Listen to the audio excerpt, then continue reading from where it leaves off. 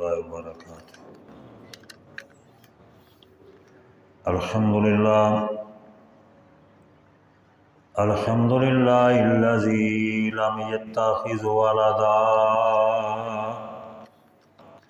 ولم يكن له شريك في الملك ولم يكن له ولي من الذل وكبره تكبيرا.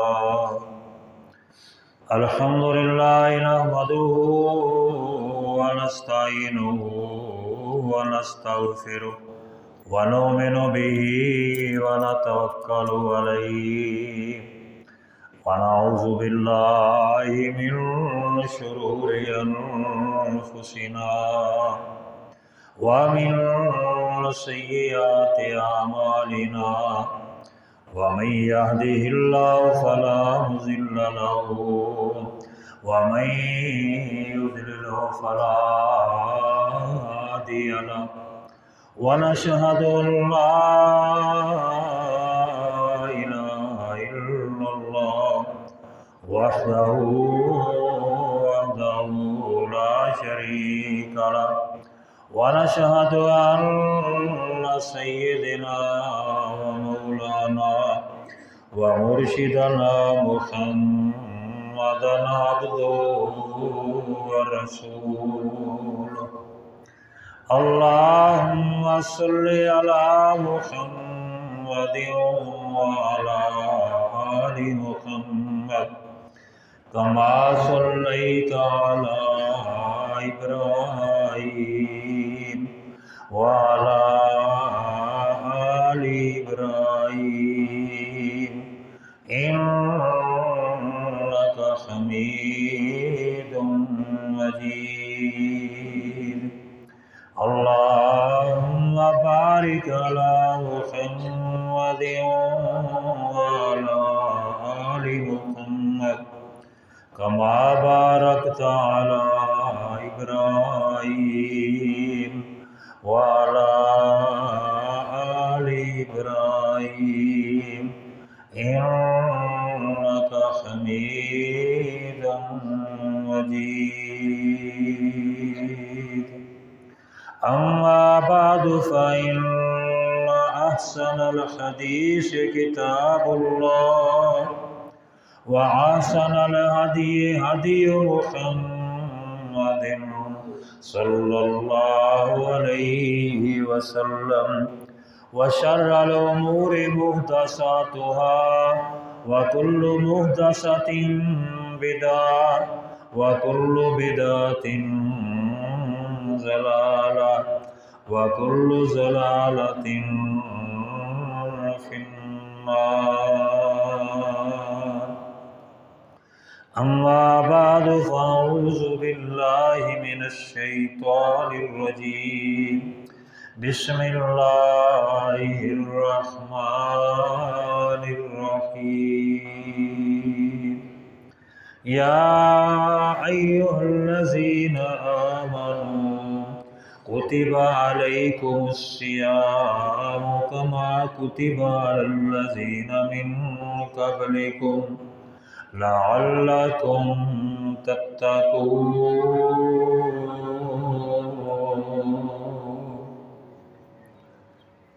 صدق اللہ العظیم. حمد و ثنا کبریائی بزرگی وڈیائی تعریف تمہید اللہ احکم الحاکمین کی ذات اقدس کے لیے. درود و سلام امام الانبیاء خیر الورا امام الکل سید الرسول جناب سیدنا محمد رسول اللہ صلی اللہ علیہ وآلہ وسلم کی ذات گرامی پر. اللہ رب العالمین کا کروڑا احسان ہے جس مالک نے رمضان المبارک کا 5واں جمعہ امت مسلمہ کے نصیب فرمایا. یہ بہت بڑا اللہ کا انعام ہے. اس پر ہم جتنا بھی اللہ کا شکر ادا کریں بہت کم ہے. اللہ تعالیٰ سے دعا ہے جو رمضان المبارک ہم سے الوداع ہو رہا ہے،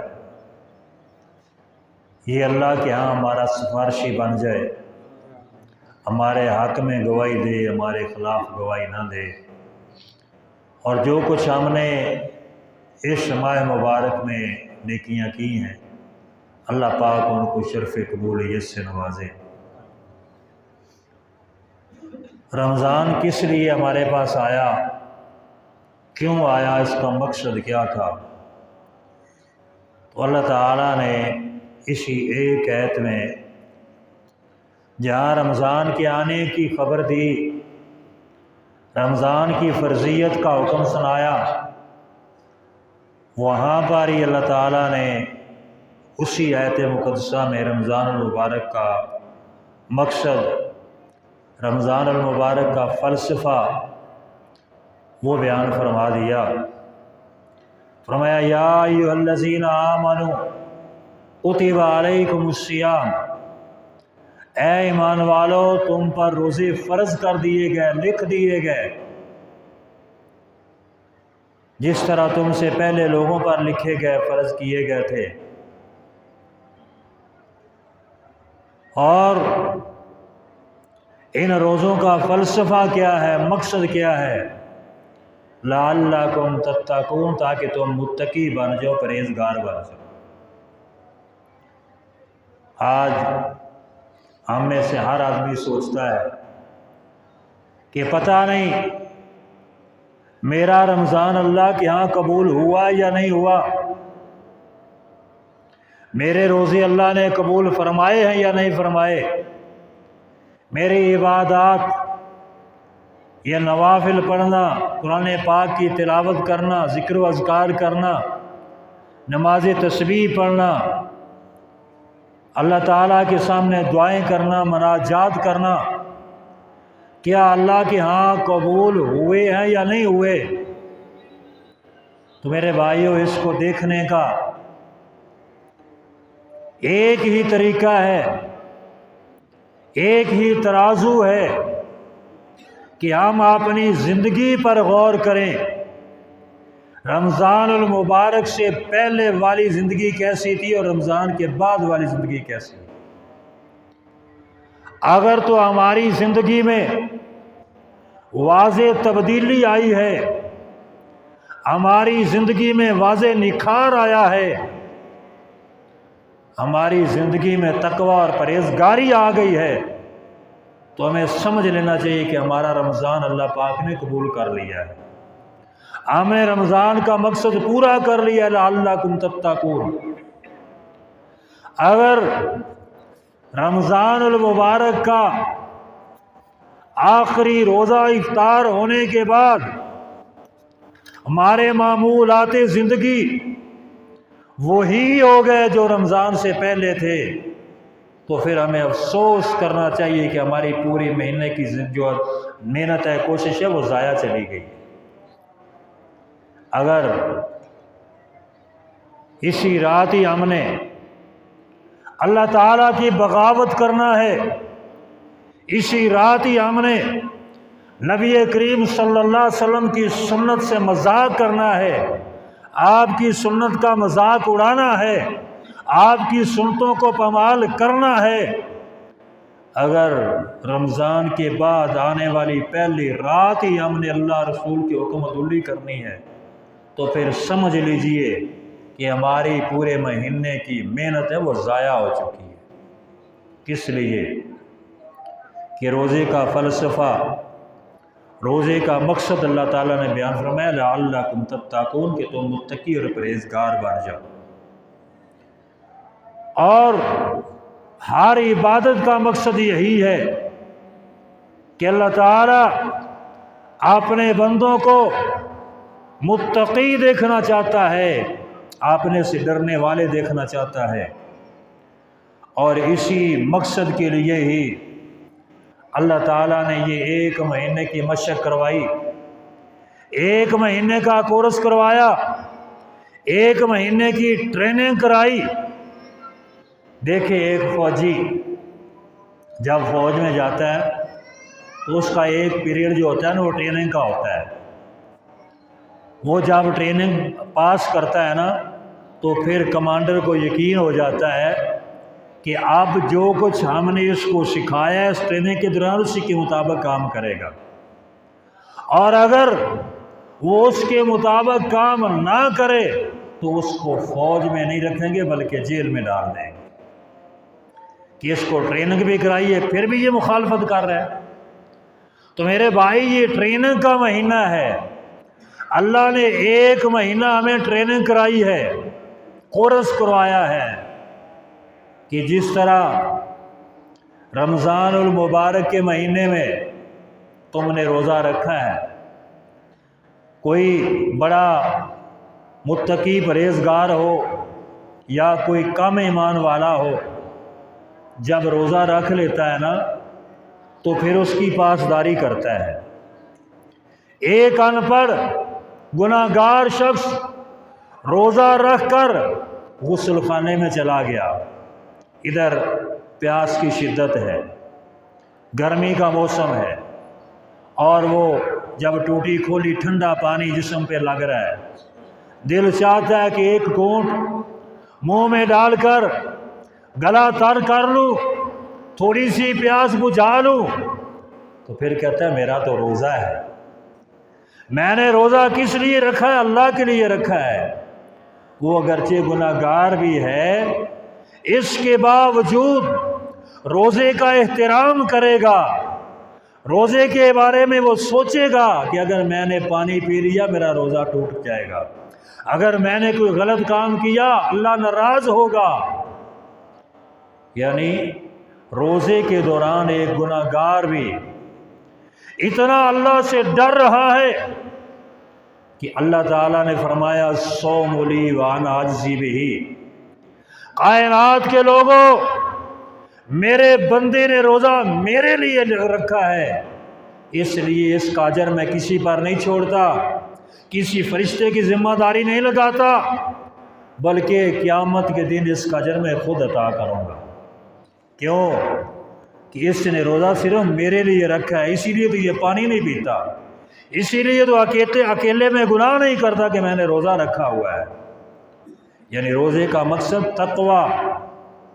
اگر روزے کے دوران اتنی پرہیزگاری کرتا ہے، اتنا اللہ کا ڈر ہے، تو رمضان کے بعد بھی تجھے چاہیے کہ اللہ کا اپنے دل میں ڈر پیدا کر لے۔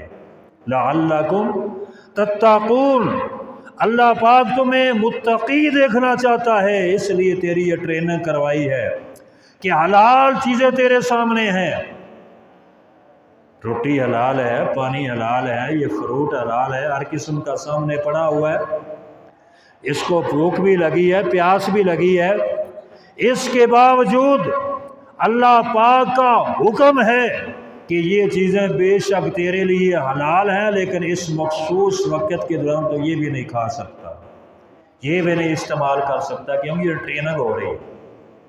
یعنی حلال چیزوں سے روک دیا، منع کر دیا کہ اتنا وقت یہ تیری تربیت کا حصہ ہے، ٹریننگ کا حصہ ہے، اس میں تم نے انتے قریب بھی نہیں جانا۔ تو جب حلال چیزوں کے قریب نہیں جا رہا تو پھر جب روزہ نہیں ہوگا تو حرام کے قریب کیوں جائے گا؟ یعنی اللہ تعالیٰ نے غیر رمضان میں حرام چیزوں سے منع کیا، رمضان میں حلال چیزوں سے روک دیا، تو جو بندہ حلال چیزوں کے قریب نہیں جاتا اللہ کا حکم سمجھ کر، اس سے چاہیے کہ پھر حرام کے قریب بھی نہ پٹکے، حرام بھی نہ استعمال کرے۔ اس کا نام تقویٰ اور پرہیزگاری ہے، یہ مقصد ہے روزے کا، اور یہ فلسفہ ہے رمضان المبارک کا۔ اللہ اکبر۔ اللہ تعالیٰ نے ارشاد فرمایا یا ایھا الذین آمنوا اتقوا اللہ حق تقاتہ ولا تموتن الا وانتم مسلمون۔ اللہ پاک فرما رہے ہیں اے ایمان والو، اے ایمان والو، کس کو مخاطب کیا؟ اہل ایمان کو، صرف ایمان والوں کے لیے حکم دیا، فرمایا اے ایمان والو اللہ سے ڈر جاؤ، اتقوا اللہ، اللہ سے ڈر جاؤ، اے اللہ کیسے ڈرے؟ حق تقاتہ ہی، جس طرح اس سے ڈرنے کا حق ہے۔ وہ جتنا بڑا مالک ہے، جتنے بڑے اس کے تجھ پر انعامات ہیں، اس کے مطابق اس سے ڈر ہے۔ اللہ اکبر۔ اللہ سے ایسے ڈر جیسے ڈرنے کا حق ہے۔ یعنی وہ میں نے مثال دی نا غسل خانے کے اندر پانی نہ پینے والی، یہ ہے اللہ سے ڈرنے کا حق۔ یعنی خلوت ہو، جلوت ہو، کوئی دیکھ رہا ہو یا نہ دیکھ رہا ہو، تیرے دل میں یہ بات ہر وقت موجود ہونی چاہیے کہ میرا اللہ مجھے دیکھ رہا ہے، اس لیے میں اللہ کی نافرمانی نہیں کروں گا۔ فرمایا ایسے ڈر جیسے اللہ سے ڈرنے کا حق ہے۔ وَلَا تَمُوتُنَّ إِلَّا وَأَنْتُمْ مُسْلِمُونَ، اور خبردار تمہیں اس وقت تک موت نہ آئے جب تک تم مسلمان نہ ہو۔ مطلب یہ جب بھی تمہیں موت آئے تمہیں مسلمان ہونا چاہیے۔ اب کسی کو کیا پتا کہ موت کب آئے گی؟ کسی کو معلوم ہے موت کا وقت؟ نہیں ہے۔ تو اس کا مطلب یہ ہوا کہ انسان کو ہر وقت ہر گھڑی مومن ہونا چاہیے، مسلمان ہونا چاہیے۔ یہ نہیں کہ مسجد میں آ کر مومن بن گیا، بازار میں جا کر شیطان بن گیا، ایسا نہیں ہونا چاہیے۔ مسجد ہو، بازار ہو، گھر ہو، یا کوئی شہر گاؤں ہو، یا باہر کھیتی باڑی میں ہو، ہر جگہ پر تمہیں مسلمان ہونا چاہیے۔ پتہ نہیں تمہیں کس وقت موت آ جائے گی۔ وَلَا تَمُوتُنَّ إِلَّا وَأَنْتُمْ مُسْلِمُونَ، تو جہاں بھی ہو، جب بھی ہو، جس وقت ہو، جب بھی تمہیں موت آئے تو تیرے اندر تقوی موجود ہونا چاہیے، اللہ کا خوف موجود ہونا چاہیے۔ اللہ اکبر۔ اور دوسرے مقام پہ اللہ تعالیٰ نے فرمایا یا ایھا الذین آمنوا اتقوا اللہ ولتنظر نفس ما قدمت لغد واتقوا اللہ، پھر فرمایا واتقوا اللہ، فرمایا اے ایمان والو اللہ سے ڈر جاؤ اور یہ دیکھو تم نے آخرت کے لیے کیا بھیجا ہے، اگلے جہان کے لیے کیا جمع کیا ہے۔ غور کیجئے اپنی زندگی پر۔ ہمیں ہر وقت یہ سوچنا چاہیے کہ اگر اسی وقت مجھے موت آ گئی تو میں نے قیامت کے لیے کیا جمع کیا، میں نے آخرت کے لیے کیا توشہ اختیار کیا ہے، میں نے اپنی نجات کے لیے کتنا سامان بھیجا ہے۔ وَلْتَنْظُرْ نَفْسٌ مَا قَدَّمَتْ لِغَدٍ وَاتَّقُوا اللَّهَ، اللہ سے ڈر جاؤ، تقوی اختیار کرو، متقی بن جاؤ۔ کس لیے؟ کہ اللہ تعالیٰ تمہارے ہر حالت کو جاننے والا ہے، ہر عمل کو جاننے والا ہے، ہر ایک چیز کو جاننے والا ہے۔ تمہیں چاہیے کہ ہر وقت تم متقی ہو جاؤ۔ واتقوا اللہ ان اللہ خبیر بما تعملون، جو تم عمل کر رہے ہو نا اللہ کے سامنے، اللہ کو معلوم ہے۔ اللہ اکبر کبیرہ۔ اور پھر فرمایا یا ایھا الذین آمنوا اتقوا اللہ، ہے ایمان والو اللہ سے ڈر جاؤ۔ وقولوا قولا سدیدا، جب بات کرو تو سیدھی بات کیا کرو، سچی بات کیا کرو، جھوٹ نہ بولا کرو۔ آج ہم اپنی زندگی پر غور کریں، اپنے کاروبار پر غور کریں، اپنے معمولات پر غور کریں کہ قدم قدم پر دوسرے کو دھوکہ دینے کی کوشش، قدم قدم پر جھوٹ، ریٹ بتا رہا ہے جھوٹ بول کر، قیمت لگا رہا ہے جھوٹ بول کر، سودا خرید رہا ہے تب بھی جھوٹ بول رہا ہے، سودا بیچ رہا ہے تب بھی جھوٹ بول رہا ہے، ہر بات میں دھوکے بازی کر رہا ہے۔ اللہ نے فرمایا نہیں، ایسے نہ کرو، اللہ سے ڈرو۔ یا ایھا الذین آمنوا اتقوا اللہ، اے ایمان والو اللہ سے ڈر جاؤ۔ تم نے ابھی ابھی رمضان کا مہینہ گزارا ہے اور رمضان کا مقصد تھا تجھے متقی بنانا، فرما بردار بنانا، تیرے اندر تقوی پیدا کرنا۔ اب رمضان گزر گیا ہے تو اللہ فرما رہے وَقُولُوا قَوْلًا سَدِيدًا، جیسے رمضان بھی اللہ سے ڈرتا تھا ایسے بغیر رمضان بھی اللہ سے ڈر، غیر رمضان میں بھی اللہ کا خوف کر، غیر رمضان میں بھی اسی طرح نیکیاں کر، اسی طرح سیدھی بات کر کہ تم جھوٹ نہیں بولتے تھے کہیں میرا روزہ نہ خراب ہو جائے، تم گالی نہیں نکالتے تھے کہیں میرا روزہ نہ خراب ہو جائے، تم غیبت نہیں کرتے تھے میرا روزہ نہ خراب ہو جائے۔ تو اب اگر رمضان گزر گیا وَقُولُوا قَوْلًا سَدِيدًا، آپ بھی سیدھی بات کیا کرو، آپ بھی جھوٹ سے باز آ جاؤ۔ اللہ اکبر، اللہ اکبر۔ اور فرمایا یا ایھا الناس اتقوا ربکم الذی خلقکم من نفس واحدہ وخلق منها زوجها وبث منهما رجالا کثیرا ونساء۔ اللہ تعالیٰ نے سورۃ النساء کی پہلی آیت میں بھی یہی فرمان جاری کیا کہ اے لوگو اللہ سے ڈر جاؤ، اپنے رب سے ڈر جاؤ، کس لیے کہ اس نے تمہیں پیدا کیا ہے، وہ تمہارا پیدا کرنے والا ہے، تمہارا خالق اور مالک ہے، اس سے ڈر جاؤ۔ یعنی اللہ تعالیٰ نے بہت سے ایسے مقامات قرآن مجید میں ہیں جہاں میں تقوی کا حکم دیا، لوگوں کو اپنے آپ سے ڈرنے کا حکم دیا۔ اب روزے کے بارے میں یہاں پہ فرمایا، اس سے پہلے یعنی سورہ بقرہ کے شروع میں نماز کے بارے میں بھی فرمایا کہ متقی آدمی وہ ہے جو نماز پڑھتا ہے۔ یہاں پہ فرمایا روزہ اس لیے بھیجا تاکہ تم متقی بن جاؤ۔ اور جب حج کے بارے میں اللہ تعالیٰ کا ارشاد آیا تو فرمایا الحج اشہر معلومات فمن فرض فیہن الحج فلا رفث ولا فسوق ولا جدال فی الحج وما تفعلوا من خیر یعلمہ اللہ وَتَزَوَّدُوا فَإِنَّ خَيْرَ الزَّادِ التَّقْوَىٰ وَاتَّقُونِ يَا أُولِي الْأَلْبَابِ۔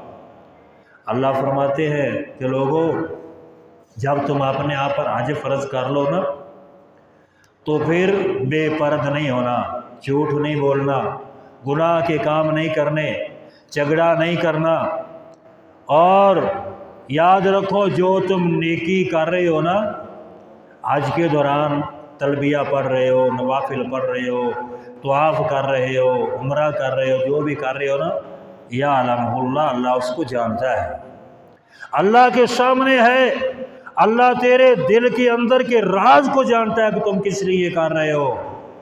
وَتَزَوَّدُوا، اور زیادہ راہ لے لو، راستے کا خرچہ لے لو، تم نے لمبا سفر کرنا ہے، اور یاد رکھنا فَإِنَّ خَيْرَ الزَّادِ التَّقْوَىٰ، بہترین زاد راہ تقوی ہے۔ اگر تقوی نہیں ہے تیرے پاس کروڑوں کا مال بھی ہے تو کسی کام نہیں آئے گا۔ آج پہ جا رہا ہے جہاں مال و دولت ساتھ لے کر جا رہا ہے، وہاں پہ تقوی بھی لے کر جانا۔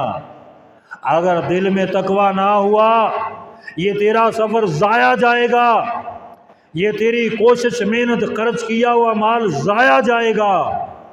جیسے رمضان کے بارے میں فرمایا لعلکم تتقون، رمضان اس لیے بھیجا تاکہ تم متقی بن جاؤ۔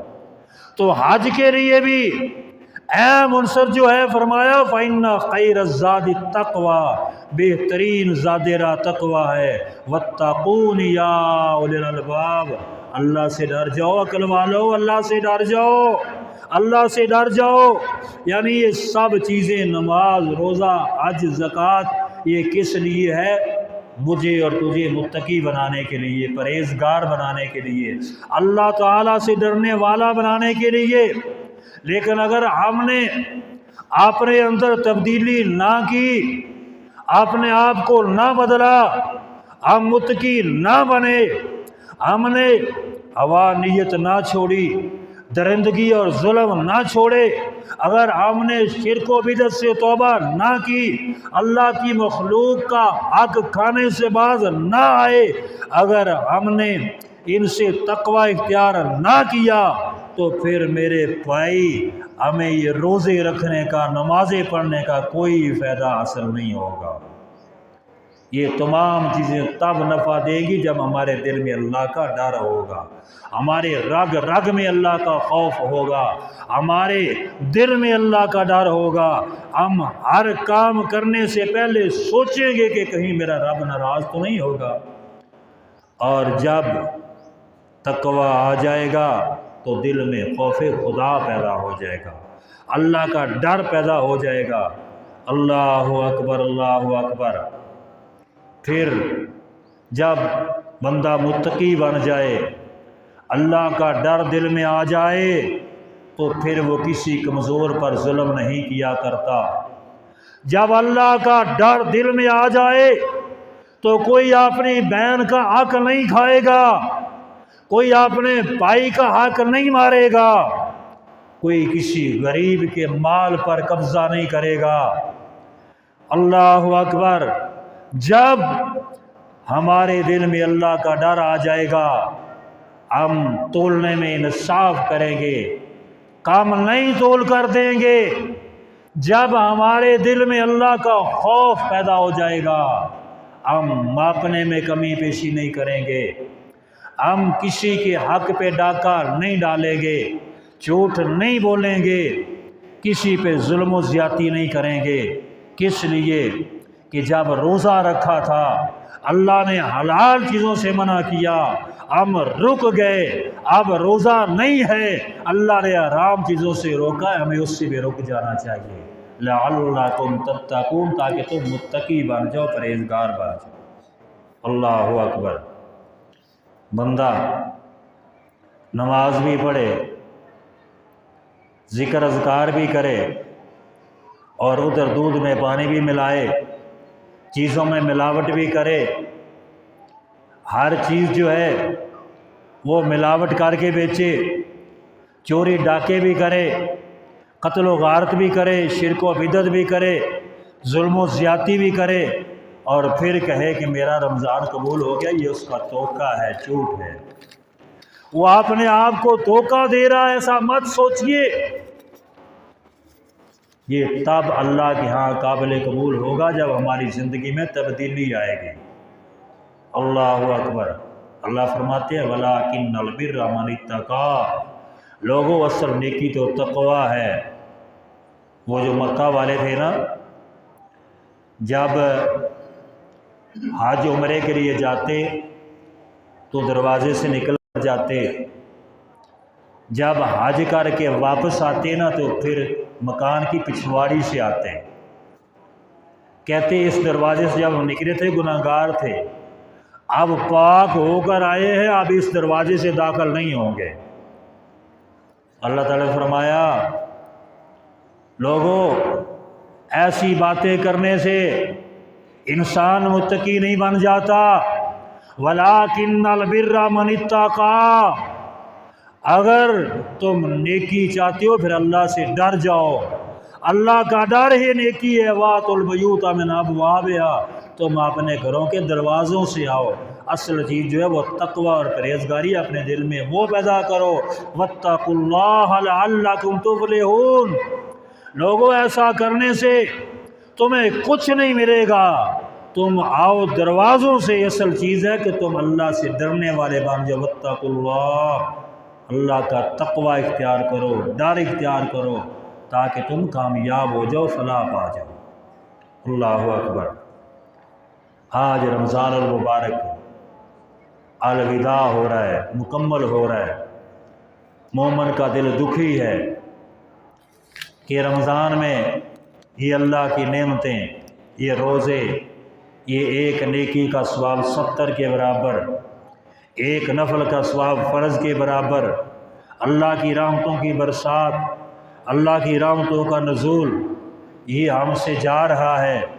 اور ساتھ ساتھ خوش بھی ہے کہ اللہ پاک نے توفیق دی، ہم نے اللہ کے حکم کے مطابق رمضان کے روزے رکھے، قیام اللیل کیا نماز تراویح میں، اور اسی طرح ہم نے قرآن پاک کی تلاوت کی، ذکر و اذکار کیا، نفل و نوافل پڑھے، اپنے رب کو راضی کر لیا۔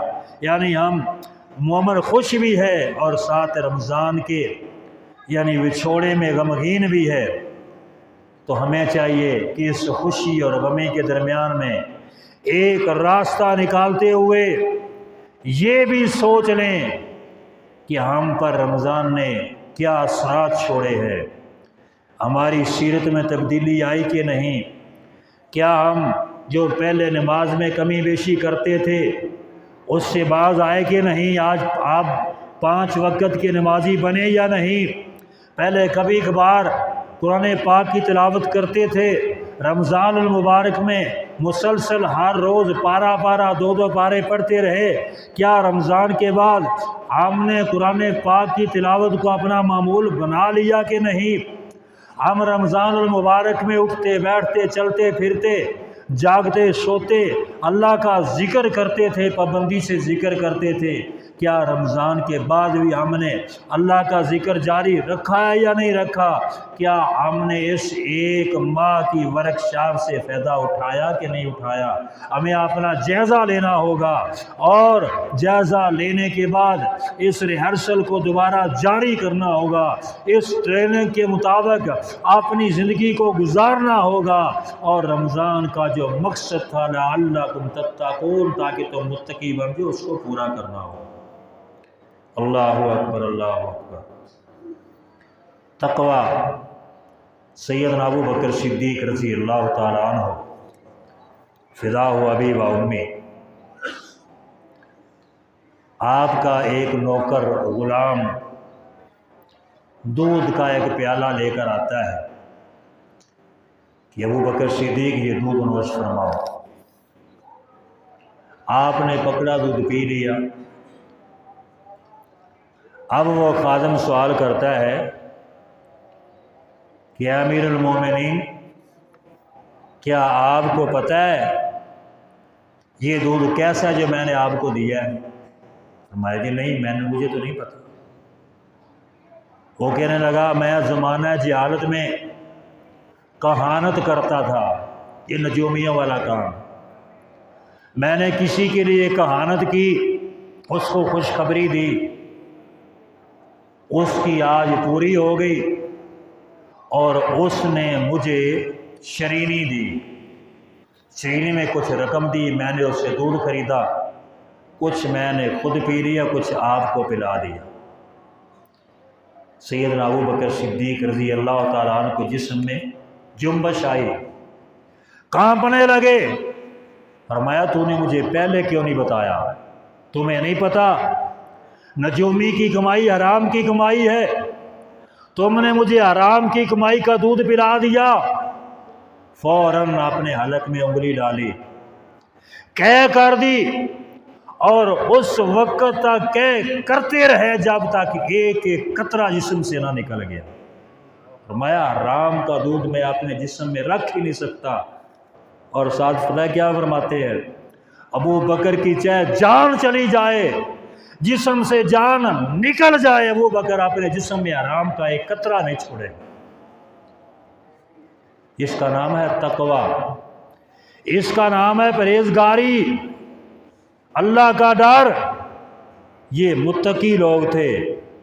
اولئک الذین امتحن اللہ قلوبہم للتقوی، یہی وہ لوگ ہیں جن کے دلوں کا اللہ نے امتحان لیا، اور ان کے دلوں میں کیا پایا؟ تقوی پایا، اللہ کا ڈر پایا، اللہ کا خوف پایا۔ اللہ اکبر، اللہ اکبر۔ یہ اللہ سے ڈرنے والے حضرت امام ابو حنیفہ رحمۃ اللہ علیہ، کسی سے قرض لینا تھا، قرض کی واپسی کے لیے اس کے گھر گئے، دروازہ کھٹکھٹایا، اور دوپہر کی تپتی ہوئی دھوپ میں کھڑے ہو گئے۔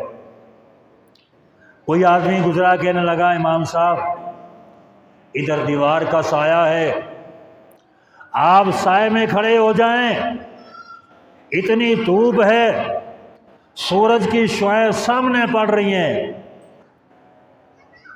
تو کیا فرماتے ہیں کہ میں اس لیے سائے پہ نہیں کھڑا ہوا کہ میں نے اس سے قرض لینا ہے، کہیں میرا اس کی دیوار کے سائے میں کھڑے ہونا سود نہ بن جائے۔ یہ تقوی ہے، اللہ کا خوف ہے، اللہ کا ڈر ہے۔ ایک امام صاحب ہیں، وہ گھی کا کاروبار کرتے تھے، کافی سارے ٹین گھی کے رکھے ہوئے ہیں گودام میں۔ ایک ٹین میں چوہا گر گیا، جو نوکر تھے، خادم تھے، انہوں نے نکال کر پھینک دیا اور بعد میں کام کرتے رہے۔ کچھ دن گزرے تو نوکر نے بتایا کہ جی وہ ایک دفعہ ایسے ہوا تھا کہ ایک ٹین میں جو ہے نا چوہا گر گیا تھا دودھ گھی کے میں۔ تو فرمایا تم نے پھر کیا کیا؟ جی میں نے وہ چوہا نکال دیا اور گھی ادھر رکھ دیا۔ فرمایا کہ ایسے کرو کہ اب اس ٹین کو جو ہے نا اس سے علیحدہ کر کے نا باقی سے تو اس کو ضائع کر دو۔ کہنے کہ امام صاحب مجھے تو اب پتہ نہیں ہے وہ کون سا ٹین ہے۔ تو فرمایا جتنے گھی کے ٹین پڑے ہیں سب کے سب ضائع کر دو، پتہ نہیں وہ کس میں تھا، اور میں لوگوں کو یہ ناپاک گھی کھلانا نہیں چاہتا۔ اس کا نام تقوی ہے۔ اگر انسان کے دل میں تقوی آ جائے پھر آباء و اجداد کی رسموں پہ نہیں چلتا، امام کائنات بھی سنت پہ چلے گا، وہ قوم، قبیلے اور علاقے کے رواج پر عمل نہیں کرتا بلکہ آقا کائنات کی پیاری سنت کو اپناتا ہے۔ اگر دل میں تقوی آ جائے تو پھر ہمارے ایمان میں کسی قسم کی لغزش نہیں آ سکتی، فرق نہیں آ سکتا۔ اللہ کے پیارے پیغمبر کریم صلی اللہ علیہ وسلم مسجد میں تشریف فرما ہے۔ آپ کا نواسہ سیدنا حسن رضی اللہ تعالیٰ عنہ چھوٹا سا بچہ ہے، آپ کو اپنے نواسوں سے بڑی محبت ہے، کیونکہ آپ کے پاس بیٹا تو تھا نہیں، بیٹیاں تھیں، اور پھر نواسے بھی تھے، اور بیٹوں کی جگہ پر آپ نے ان کو بنا کر رکھا ہوا تھا، بہت پیار کرتے تھے۔ حضرت حسن رضی اللہ تعالیٰ عنہ کھیل رہے ہیں، تو کھیلتے ہوئے پاس ہی کھجوریں پڑی تھی صدقے کی، حسن نے ایک کھجور پکڑی، اپنے منہ میں ڈال لی۔ تو نبی کریم صلی اللہ علیہ وسلم نے جب دیکھا روکا اور حسن کے منہ میں انگلی ڈال دی اور فرمایا قخ قخ، کھانسی کرو اور اس کو باہر نکالو۔ آپ نے انگلی سے وہ کھجور نکال دی اور ساتھ فرمایا بیٹا تمہیں پتہ ہے کہ ہم سید ہیں اور سید کے لیے صدقے کا مال حرام ہے، یہ کھجور تیرے لیے حرام تھی اس لیے میں نے تیرے گلے سے نکال لی، ورنہ ہم جیسا ہوتا ہے کہتے کوئی بچہ ہے جی پھر کی بچہ ہے، اگر کھا بھی لیے کچھ نہیں ہوا۔ میرے بھائی تقوی کسے کہتے ہیں؟ آدم علیہ السلام کے دو بیٹے، کسی بات پہ جھگڑا ہو گیا، اللہ تعالیٰ نے حکم دیا تم دونوں قربانیاں پیش کرو، جس کی قربانی قبول ہو گئی وہ سچا ہے اور جس کی قربانی رد ہوگی وہ جھوٹا ہے۔ مختصراً دونوں نے قربانیاں پیش کی، حابیل اور قابیل۔ حابیل نے خوبصورت دمبا پیش کیا اور قابیل نے کچھ سٹے وغیرہ پیش کیے۔ اللہ تعالیٰ نے حابیل کی قربانی قبول کر لی۔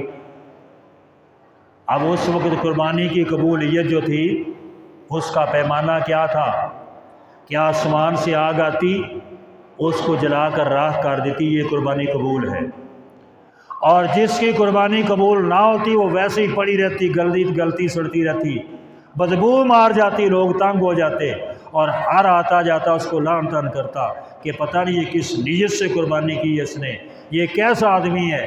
اور یہ بھی یاد رکھے کہ امت محمدیہ پر اللہ کا یہ احسان ہے کہ اللہ پاک نے حکم دیا قربانی کرو، خود بھی کھاؤ، غریبوں کو بھی کھلاؤ، قبولیت جو ہے وہ اللہ پر رہنے دو، وہ اللہ نے مخفی کر دی تاکہ میرے محمد کی امت جو ہے لوگوں کے سامنے ذلیل نہ ہو۔ اللہ اکبر۔ تو اس کی قربانی قبول ہو گئی، حابیل کی قربانی قبول ہو گئی، قابیل کی رد ہو گئی۔ تو یہ کہنے لگا کہ تیرے لیے ابا جی نے سفارش کی ہے اللہ کے سامنے، تیرے لیے دعا کی ہے، اس لیے تیری قربانی قبول ہو گئی ہے، اور میری قربانی رد ہو گئی، لہٰذا میں تجھے قتل کر دوں گا، زندہ نہیں چھوڑوں گا۔ تو وہ کہنے لگا بھائی تم میرے بھائی ہو، میں تمہارے سامنے ہاتھ نہیں اٹھاؤں گا، جو مرضی کر لو، لیکن جو قربانی کی قبولیت ہے نا وہ کسی کی سفارش سے نہیں ہوا کرتی، کسی کے کہنے پہ نہیں ہوتی، بلکہ قال انما یتقبل اللہ من المتقین، اللہ قربانی قبول کرتا ہے صرف متقی لوگوں کی قبول کرتا ہے، پرہیزگاروں کی تک قبول کرتا ہے۔ جس کے دل میں تقوی ہوگا اس کی قربانی قبول ہوگی، جس کے دل میں تقوی نہیں ہے اس کی قربانی رد کر دی جائے۔ یعنی یہ روز ازل سے پہلے دن سے ہی اللہ پاک نے یہ اصول بنا دیا کہ اعمال کی قبولیت تقوی کی بنا پر ہوگی، اور اگر تم عزت چاہتے ہو، احترام چاہتے ہو، ان اکرمکم عند اللہ اتقاکم، یاد رکھ لو اللہ کے ہاں عزت والا احترام والا وہ ہے جو متقی ہے۔